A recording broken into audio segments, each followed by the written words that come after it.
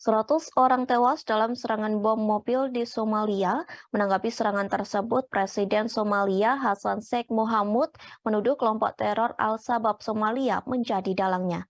Tuduhan tersebut telah disampaikan melalui akun Twitternya yang mengatakan serangan tersebut merupakan sebuah tindakan pengecut.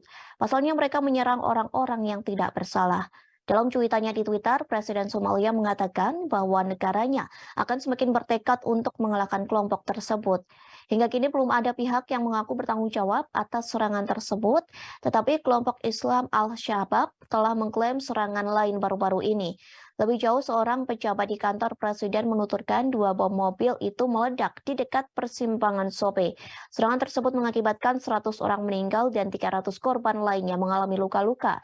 Di sisi lain, Misi Perserikatan Bangsa-Bangsa atau PBB di Somalia mengutuk bom tersebut sebagai serangan ganas. Badan tersebut menyampaikan belasungkawa kepada keluarga para korban. Sementara itu, Turki juga mengutuk serangan keji tersebut. Qatar juga dengan tegas menolak kekerasan dan terorisme. Pemerintah menyatakan belasungkawa dan berharap yang terluka segera pulih.